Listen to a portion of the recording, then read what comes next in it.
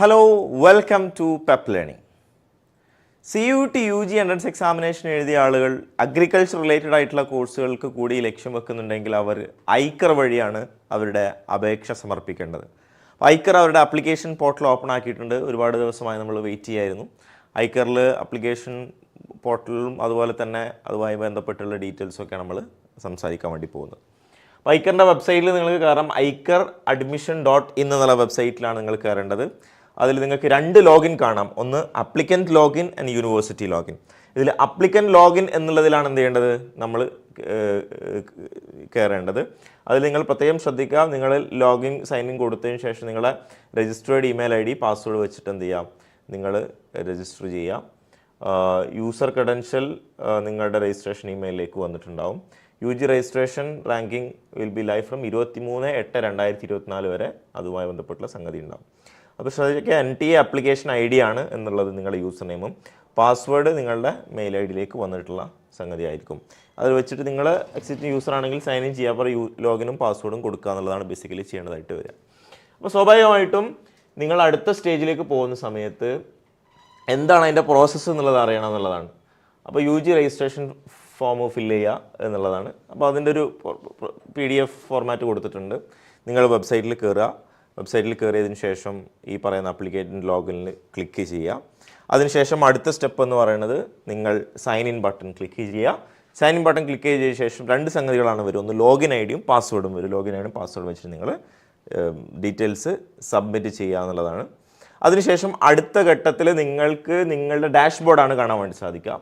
അതിൽ ഈ പറയുന്ന പോലെ 3-4 ഘടകങ്ങളുണ്ടാവും. ഒന്ന് നിങ്ങളുടെ സീറ്റ് അലോക്കേഷൻ്റെ ഡീറ്റെയിൽസ് അതിലുണ്ടാവും. Preview, auto freeze, help desk പോലെയുള്ള സംഗതികളുണ്ടാവും. രജിസ്റ്റർ ഫോർ സീറ്റ് അലോക്കേഷൻ എന്നുള്ള ഡീറ്റെയിൽസ് കൊടുക്കുക. അപ്പോൾ ഈ സീറ്റ് അലോക്കേഷൻ കൊടുക്കുന്ന സമയത്ത് നിങ്ങൾക്ക് എഡിറ്റ് ചെയ്യാനുള്ള ഓപ്ഷൻ വരും. അതിൽ നിങ്ങളെ ആപ്ലിക്കേഷൻ ഡീറ്റെയിൽസും ഒക്കെ എഡിറ്റ് ചെയ്യാനുള്ള ഓപ്ഷൻ ഉണ്ടാവും. UG കോഴ്സ് അതിൻ്റെ സ്റ്റാറ്റസ് എന്താണെന്നുള്ളത് കൊടുത്തിട്ടുണ്ടാവും. അതിൽ എഡിറ്റ് ചെയ്യാനുള്ള ഓപ്ഷൻ ഉണ്ടാവും. അവിടെ എഡിറ്റ് കൊടുക്കുക. എഡിറ്റ് കൊടുത്തതിന് ശേഷം നിങ്ങളുടെ ഡീറ്റെയിൽസ് കൊടുക്കുക. എന്തൊക്കെ ഡീറ്റെയിൽസ് കൊടുക്കാനുണ്ടാവും? ഒന്ന് നിങ്ങളുടെ ആപ്ലിക്കേഷൻ്റെ ഡീറ്റെയിൽസ് എന്തൊക്കെയാണ്, നിങ്ങളുടെ പേഴ്സണൽ ഡീറ്റെയിൽസ് കൊടുക്കേണ്ടതായിട്ട് വരും. പിന്നെ നിങ്ങളുടെ ഫോട്ടോ ആൻഡ് സിഗ്നേച്ചർ കൊടുക്കേണ്ടതായിട്ട് വരും. പിന്നെ നിങ്ങളുടെ എഡ്യൂക്കേഷണൽ ഡീറ്റെയിൽസ് കൊടുക്കേണ്ടതായിട്ട് വരും. ക്ലാസ് 12 സബ്ജക്ട്സ് ആൻഡ് മാർക്ക് കൊടുക്കേണ്ടതായിട്ട് വരും.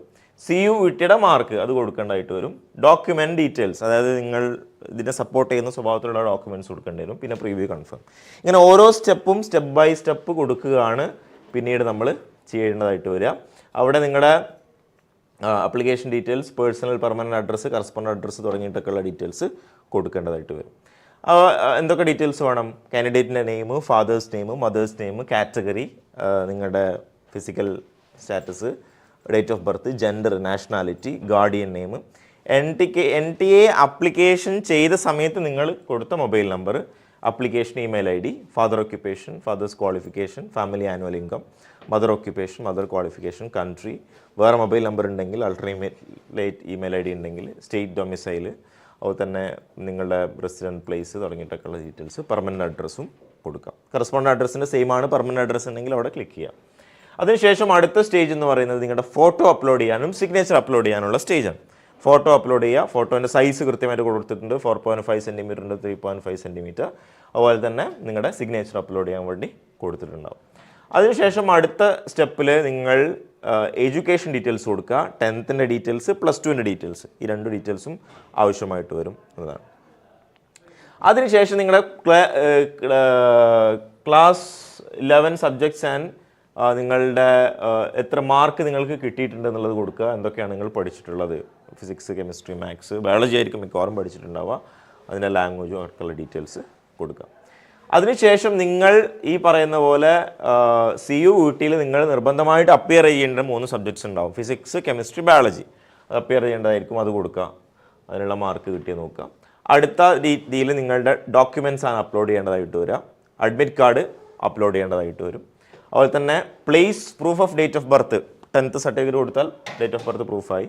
OBC NCL അതിൻ്റെ സർട്ടിഫിക്കറ്റ്, പിന്നെ class 10 12th certificate, domicile certificate, അതുപോലെ തന്നെ ട്രാൻസ്ഫർ സർട്ടിഫിക്കറ്റ് TC, അതുപോലെ തന്നെ ക്യാരക്ടർ സർട്ടിഫിക്കറ്റ് പോലെയുള്ള സംഗതി, ബാങ്ക് പാസ്ബുക്ക്, ആധാർ കാർഡ്, അത്ര എന്തെങ്കിലും ഡോക്യുമെൻ്റ് നിങ്ങളുടെ ID പ്രൂഫ് ഡോക്യുമെൻ്റ് ആയിട്ട് കൊടുക്കേണ്ട സംഗതി കൊടുക്കുക. ഇത്രയും കാര്യങ്ങളൊക്കെ കൊടുത്തതിന് ശേഷം പിന്നെ നിങ്ങൾക്ക് റിവ്യൂ ചെയ്യാനുള്ള ഓപ്ഷൻ ഉണ്ടാവുക. ഇത്തരത്തിലുള്ളൊരു ഫോമാണ് കിട്ടുക. രജിസ്ട്രേഷൻ ഫോം, ഡീറ്റെയിൽസ്, കാര്യങ്ങൾ ഇന്നതൊക്കെയാണ്. Permanent address, current address, details ഒക്കെ കൊടുക്കും. ഇതിൽ പ്രത്യേകം ശ്രദ്ധിക്കേണ്ട കാര്യം എന്താണെന്ന് വെച്ച് കഴിഞ്ഞാൽ, നിങ്ങൾ ആദ്യം ഇതുമായി ബന്ധപ്പെട്ടുള്ള ഡോക്യുമെൻറ്റ്സ് എല്ലാം തയ്യാറാക്കി വെച്ചതിന് ശേഷമാണ്, ഇപ്പോൾ ഞാൻ നേരത്തെ സൂചിപ്പിച്ചു എന്തൊക്കെ ഡോക്യുമെൻറ്റ്സ് ആണ് വേണ്ടത് എന്നുള്ളത്. അപ്പോൾ നിങ്ങൾ അക്ഷയ വഴിയോ അല്ലെങ്കിൽ മറ്റേതെങ്കിലും കമ്പ്യൂട്ടർ സെൻറ്റർ വഴിയൊക്കെയാണ് അപേക്ഷിക്കുന്നതെങ്കിൽ നിങ്ങൾക്ക് സ്വാഭാവികമായിട്ടും ഈ ഒരു സ്വഭാവത്തിലുള്ള ഡോക്യുമെൻറ്റ്സ് ഒക്കെ തയ്യാറാക്കി വെച്ചതിന് ശേഷമാണ് നിങ്ങൾ അപേക്ഷ സമർപ്പിച്ച് തുടങ്ങേണ്ടത്. വളരെ പെട്ടെന്ന് തന്നെ അപേക്ഷിക്കാനുള്ള ഒരുപാട് സമയമൊന്നുമില്ല. നിങ്ങളുടെ സമയം നഷ്ടപ്പെടുത്താതെ തന്നെ പ്രത്യേകം അപേക്ഷ പൂരിപ്പിക്കേണ്ടതാണ്. Wish you all the best. Thank you.